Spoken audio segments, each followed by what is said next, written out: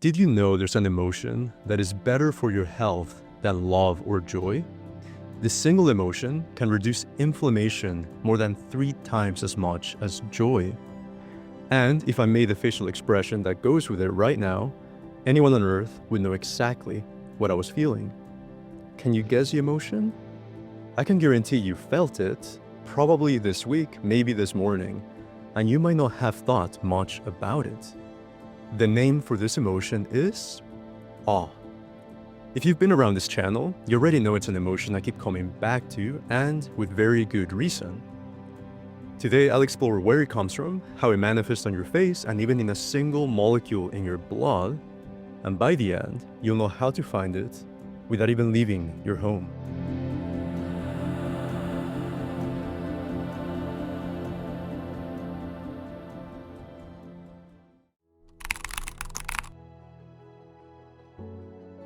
The researcher who has spent more of his life on this than almost anyone is Dacher Keltner at Berkeley. He, along with Jonathan Haidt, came up with a definition of awe worth memorizing. Awe is a feeling of being in the presence of something vast that transcends your current understanding of the world. Vast and beyond what you currently understand. Let's hold on to both halves of that. The vastness can be physical, like a mountain, but it can also be artistic, like a piece of music or a painting, or even intellectual or spiritual. Something so big, it briefly breaks your model of the world and forces you to rethink it. And awe isn't an ambiguous mood. It has a unique signature that your body performs automatically. A study published in Nature mapped emotional expressions across a dozen regions of the world and found that awe produces its own distinct facial expression, much like amusement or pain. You've definitely seen it. The eyebrows go up, the eyes widen, like they're trying to take in more than they can hold, the jaw loosens, the mouth falls slightly open, and the head tilts back, as if pulled by a thread, and a little smile creeps in at the corners. And it even has a universal sound. Researchers tested vocal sounds for 16 emotions across 10 cultures, including a remote village in Bhutan. What happens when we see a firework, an impressive feat, or a shooting star? Wow! The sound of awe is correctly recognized around the world about 90% of the time. That makes awe one of the most universally understood emotions we have. So this is a real, innate, cross-cultural thing. Which leaves us asking, what exactly triggers awe?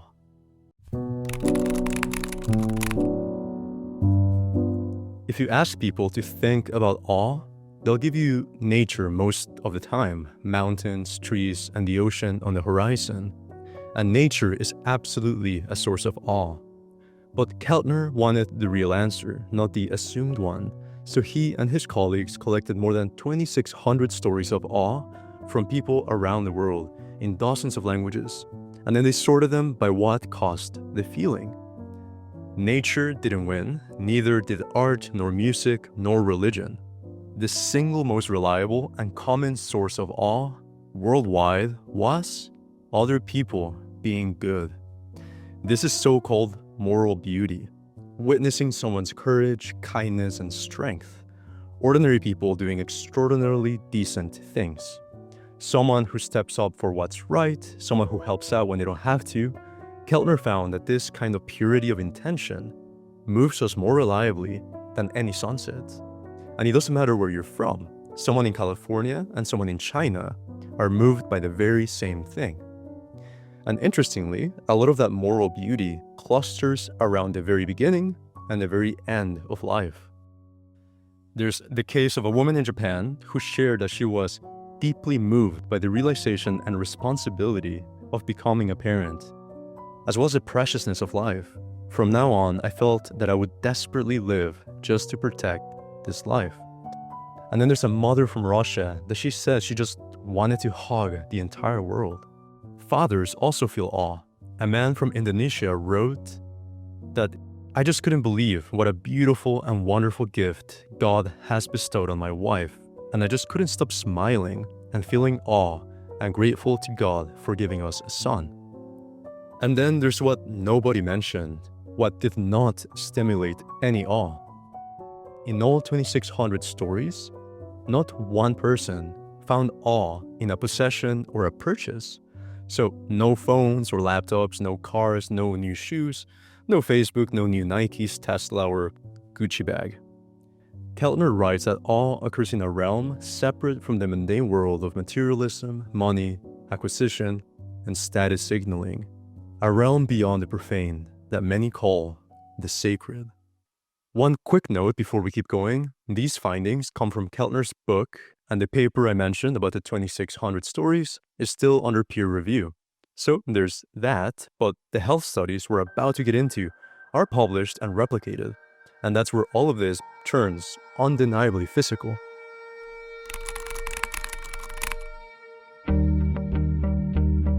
To understand how a feeling reaches your immune system, you need to meet the messengers.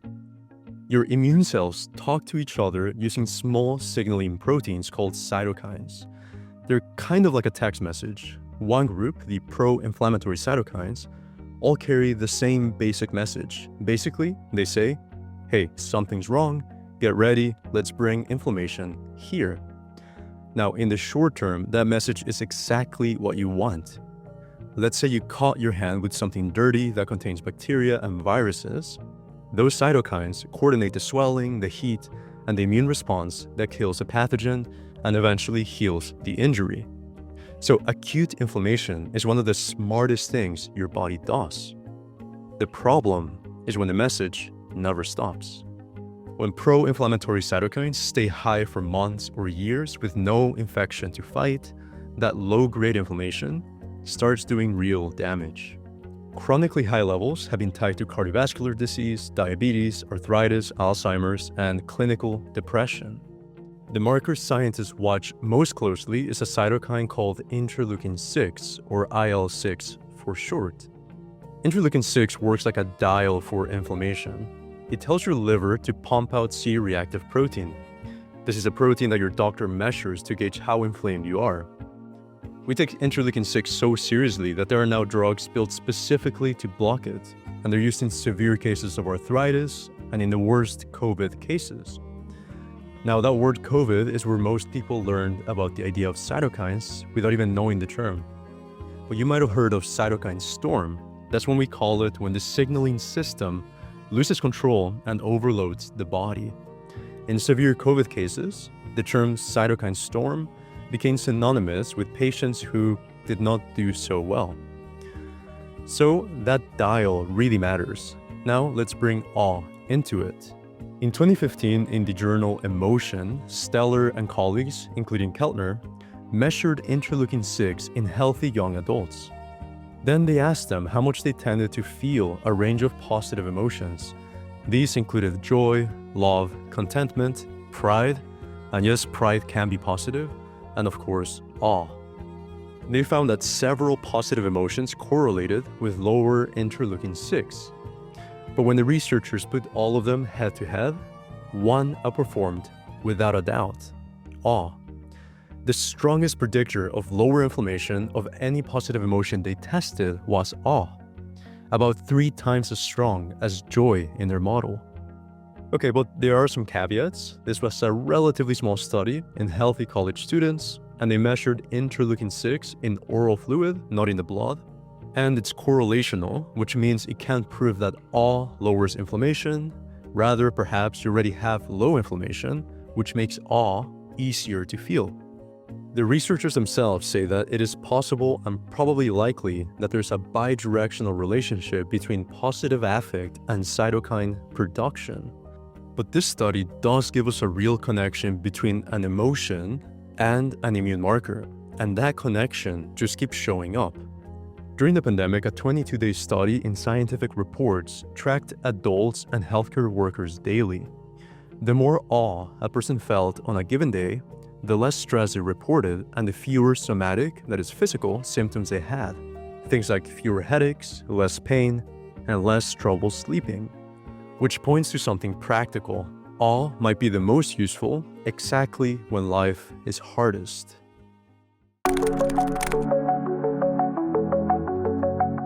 A team led by Yang Bai at Berkeley ran a beautifully simple experiment in Yosemite. Over a few days, they stopped more than 1,000 travelers from over 40 countries as they stood in front of the enormous valley view. Participants were asked to draw themselves on paper and write "me" next to their drawing. The control group did the same thing at Fisherman's Wharf in San Francisco.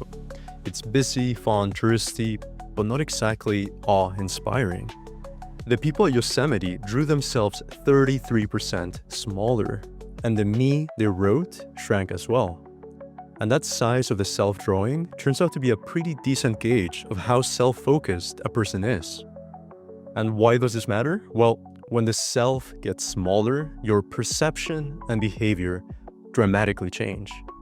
The first thing is perception. A study asked participants to complete the phrase, "I am blank," after viewing either a giant T-Rex skeleton at a museum or a fluorescent-lit hallway. Those that were near the dinosaur were more likely to describe themselves in universal terms, such as, "I am a human being," or "I am part of the universe," rather than saying things such as, "I am a sports fan," or "I am a student." And there's another experiment I love to talk about where people spent 1 minute looking up at huge, towering eucalyptus trees. The control group spent that minute staring at a plain, tall, modern building. After the minute, on cue, a researcher accidentally walked by and dropped a bunch of books and pens. The people who had been looking at the trees, the awe-inspired group, ended up helping pick up more pens. They also reported feeling less entitled and took less money for themselves when paid for the experiment. One participant, when asked the reason, replied, "I no longer believe in capitalism, man." 1 minute of awe nudged them towards kindness and selflessness. You hear the most extreme version of this from astronauts. It's called the overview effect. When they see Earth from outer space, they can't help but feel like they and all their problems become small.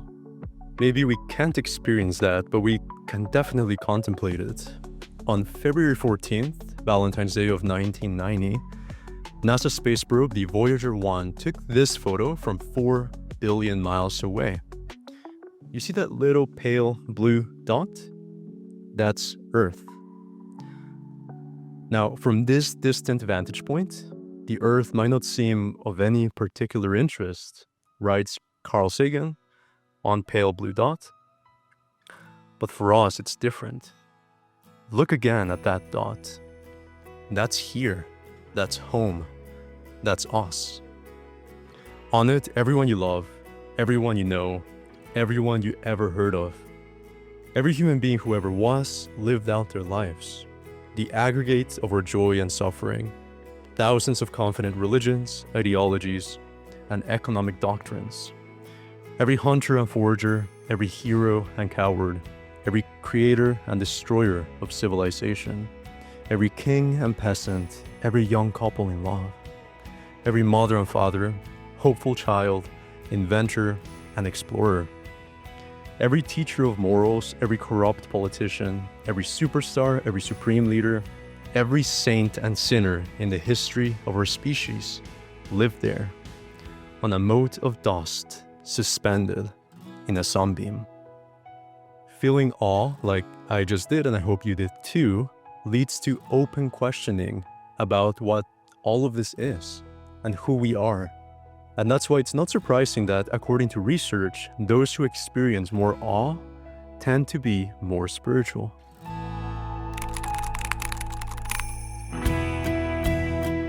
Now, if we step back, we can see the whole map. A 2023 review by Keltner synthesized the research and outlined 5 ways awe affects your health. It lowers inflammation, it deepens your sense of meaning, it pulls you toward other people, so it makes you more socially connected, and it quiets the self, and it makes you more generous. So there's 5 doors, and they all open the same room. Lower risk of cardiovascular disease, autoimmune disease, diabetes, depression, PTSD, anxiety, and the everyday aches and pains we treat as just part of being alive. Keltner writes that our bodies respond to healthy doses of awe-inspiring nature, like we respond to a delicious and nutritious meal, a good sleep, a quenching drink of water, or an uplifting gathering with friends or family. We feel nourished, strengthened, empowered, and alive. He writes, everyday awe is a basic human need. So, where does all of this take us? We tend to wait for awe. We save it for the national park, the once-a-year trip, or the starry skies. But the data points somewhere closer. The most common source of awe on this planet is other people being brave and kind, which means it's available on your street and likely in your house. But it's of course also outside.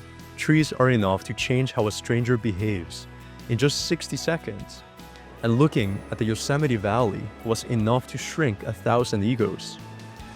The skill isn't finding somewhere awesome, it's looking on purpose at how much of it is already here. Now, before you go, just two quick things. If this was worth your time, please click like. It genuinely helps the channel reach more people who could use it. And while you're at it, please consider subscribing. And leave me a comment with the last thing that gave you real awe. I do read them, and I might just be inspired by some of your answers for a future episode. Thank you for watching, and go find some awe.